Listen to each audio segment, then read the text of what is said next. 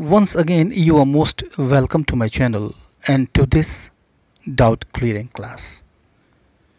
इस वीडियो में हम unless, until और till इनके बीच क्या डिफरेंस होता है, इनके बीच जो कन्फ्यूज़न होता है उस डाउट को क्लियर करेंगे।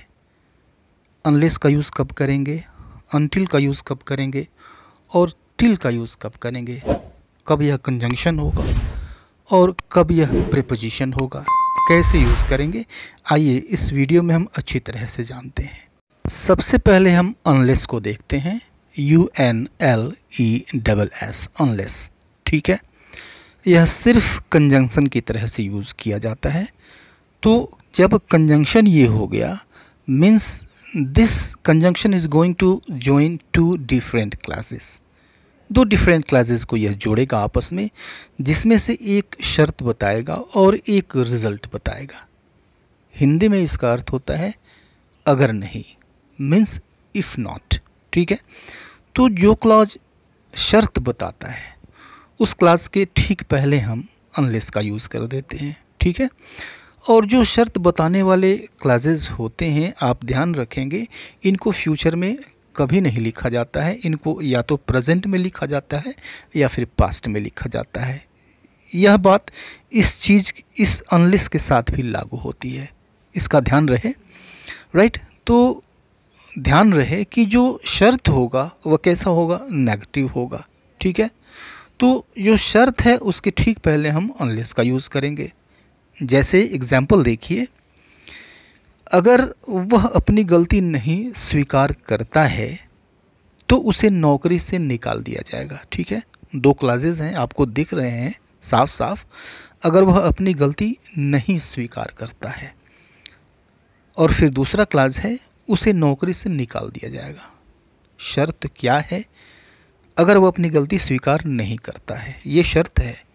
ठीक है, और यह ऐसा नहीं होता है तो फिर क्या होगा, वह नौकरी से निकाल दिया जाएगा, यह रिज़ल्ट आएगा। तो जो शर्त बताता है, अब इसमें आया हुआ है अगर नहीं।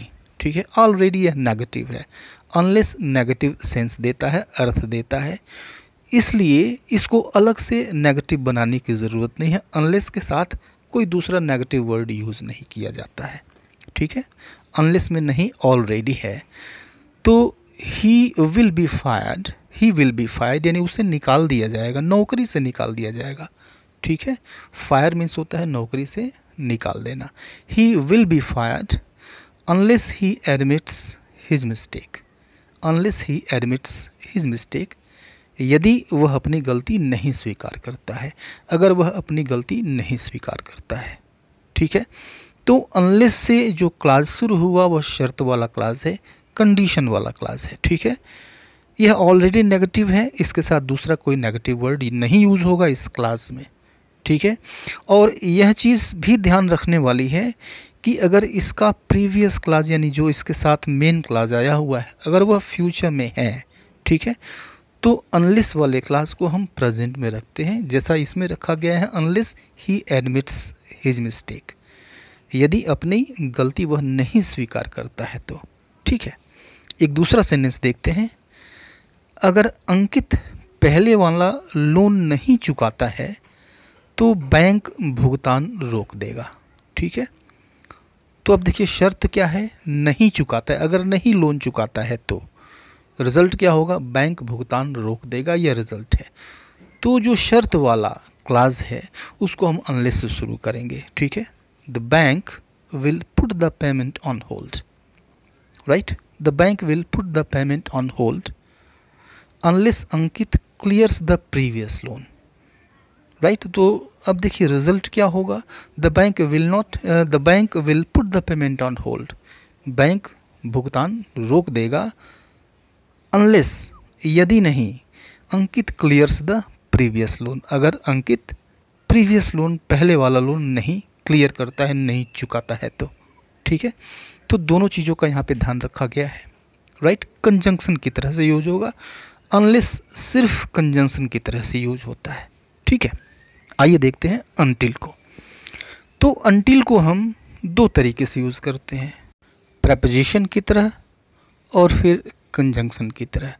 एज अ प्रेपोजिशन या फिर एज अ कंजंक्शन, दोनों तरीके से आप यूज़ कर सकते हैं।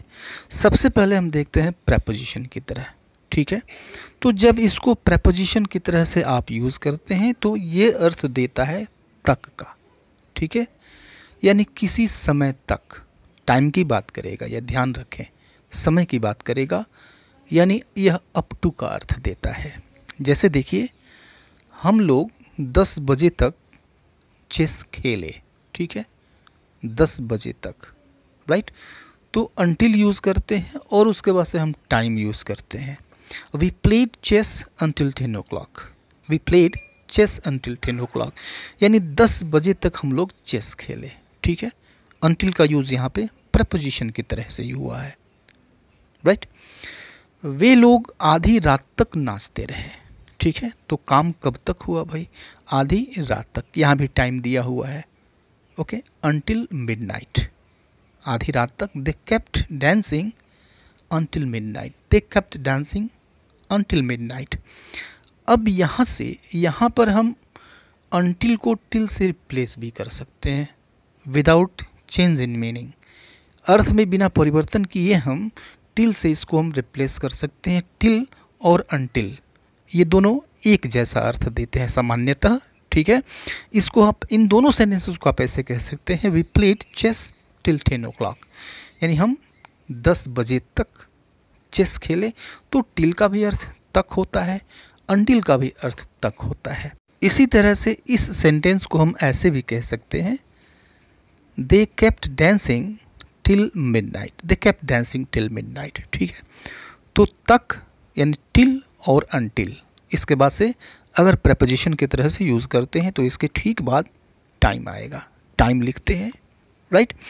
लेकिन अगर यही तक दूसरे तरह का अर्थ देता है, ओके, जैसे यह तक अगर क्वांटिटी बताता है किसी वस्तु की, या फिर नंबर बताता है व्यक्ति की या फिर वस्तु की, तो इस तक के लिए हम टिल का यूज़ नहीं कर सकते हैं, ठीक है, राइट। इसके लिए हम अप टू का यूज़ करेंगे, ओके। तो अप टू यह समय के लिए भी यूज हो सकता है, क्वांटिटी और नंबर के लिए भी यूज हो सकता है। जैसे इस गाड़ी में 5 आदमी तक बैठ सकते हैं, ठीक है, यानी अधिकतम 5 आदमी, तक कहने का मतलब अधिकतम। इस गाड़ी में 5 आदमी तक बैठ सकते हैं। तो यहाँ पर तक यह बता रहा है आदमी की संख्या को, नंबर को बता रहा है। तो इसके लिए हम अप टू का यूज़ करेंगे, टिल का यूज़ या अनटिल का यूज़ नहीं करेंगे। This van can take up to 5 people, this van can take up to 5 people, यानी इस वैन में 5 आदमी तक बैठ सकते हैं, ठीक है। ठीक इसी तरह से तक यह कभी कभी डिस्टेंस के बारे में बताता है, दूरी के बारे में बताता है। तो जब यह दूरी के बारे में बताए तो फिर हम एज फॉर एज का यूज़ करते हैं, वहाँ पे हम टिल या फिर अनटिल का यूज़ नहीं करेंगे। जैसे मैं स्टेशन तक पैदल गया, ठीक है, दूरी की बात हो रही है। स्टेशन तक, कहाँ तक भाई? तो स्टेशन तक, कितनी दूरी तक? स्टेशन तक, राइट, दूरी है ये, डिस्टेंस है। Means I went on foot as far as the station, I went on foot as far as the station, right. तो दूरी के लिए एज फॉर एज का यूज़ करिए। किसी वस्तु या व्यक्ति की नंबर के लिए या फिर क्वांटिटी के लिए आप यूज़ करिए अप टू का, ओके। तो ये तो टिल और अनटिल की बात हो गई। टिल और अनटिल को हम कंजंक्शन की तरह से भी यूज़ करते हैं, पीछे हमने प्रेपोजिशन की तरह से यूज़ करके देखा। इसको हम कंजंक्शन की तरह से भी यूज़ करेंगे, ठीक है। तो जब कंजंक्शन होगा तो टिल और अनटिल दोनों के बाद, इन दोनों का भी मतलब एक ही होता है, ठीक है, जब तक, ठीक है, या फिर जब तक नहीं। अनटिल मतलब जब तक नहीं, और टिल मीन्स होता है जब तक, राइट। तो प्रैक्टिकली इन दोनों का अर्थ जो है वो एक ही होता है। मैं बताऊंगा कैसे एक ही होता है। तो जब टिल और अनटिल आप यूज़ करेंगे उसके बाद से टाइम क्लास आएगा, कोई ऐसा क्लास आएगा जो कि समय के बारे में बताएगा, टाइम के बारे में बताएगा। तो क्लास आएगा, ध्यान रखें, सिर्फ टाइम नहीं आएगा, टाइम क्लास आएगा, okay. For example, no one left the room until the meeting ended, no one left the room until the meeting ended, यानी जब तक मीटिंग समाप्त नहीं हो गई किसी ने कमरा नहीं छोड़ा, ठीक है।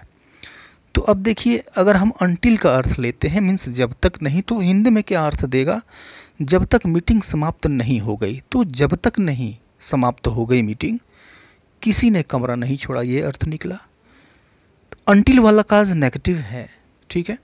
अगर टिल यूज़ करते हैं तो इसका अर्थ होगा no one left the room till the meeting ended, यानी जब तक मीटिंग चली तब तक किसी ने कमरा नहीं छोड़ा। तो जब तक मीटिंग चली, अब ये नेगेटिव नहीं है, टिल का हमने यूज़ किया है, नेगेटिव नहीं है, लेकिन सेंस वही दे रहा है। जो अनटिल का सेंस निकल रहा है वही टिल का भी सेंस निकल रहा है, ठीक है। तो अनटिल जो है ऑलरेडी यह नेगेटिव है, नेगेटिव क्लास है, नेगेटिव क्लास बनाता है। तो इसके साथ अलग से कोई दूसरा नेगेटिव वर्ड यूज़ नहीं किया जाएगा, सिर्फ यही सावधानी हमें रखनी है, ठीक है। टिल के साथ ऐसा नहीं है। एक दूसरा एग्जाम्पल देखिए, he kept waiting until I got back, he kept waiting until I got back, यानी वह मेरा इंतज़ार करता रहा जब तक मैं वापस नहीं आया, ठीक है। जब तक मैं वापस नहीं आया, तो जब तक नहीं, until, ठीक है। इसको हम टिल के भी यूज़ से कह सकते हैं, अर्थ में कोई चेंजिंग नहीं आएगी। ही kept waiting till I got back, he kept waiting till I got back, यानी वह इंतज़ार करता रहा जब तक मैं वापस आया, ठीक है। तो जब तक या फिर जब तक नहीं, प्रैक्टिकली इन दोनों के सेंस में जब हम इसको मेन क्लास के साथ जोड़ते हैं तो सेंस में कोई अंतर नहीं आता है, ठीक है। तो आप अल्टरनेटिवली टिल का यूज़ कर सकते हैं, अनटिल का यूज़ कर सकते हैं। The meaning is not going to be changed, right. But be careful, एक ही चीज़ ध्यान में रखना है, and that is you are not going to use any negative word with until. In until class there will be no other negative word because it is already negative. Okay, last sentence लेते हैं, example लेते हैं एक और। He was the headmaster until he retired in 2015, ठीक है। तो मतलब इसका क्या निकला, he was the headmaster until he retired in 2015, यानी वह हेडमास्टर था, प्रधानाध्यापक था, जब तक कि वह 2015 में रिटायर नहीं हो गया, ठीक है। अनटिल का अर्थ ये है, जब तक नहीं रिटायर वो हो गया। अब टिल को यूज़ करके इसको हम लिखते हैं, he was the headmaster till he retired in 2015, ठीक है। यानी 2015 में रिटायर होने तक वह हेडमास्टर था, ठीक है। दोनों का प्रैक्टिकली दोनों के अर्थ में कोई अंतर नहीं है। तो मैं समझता हूँ कि अब तक सारे डाउट्स क्लियर हो गए होंगे, अनलेस को लेकर, अनटिल और टिल को लेकर। मिलते हैं नेक्स्ट वीडियो में, तब तक के लिए goodbye and take care.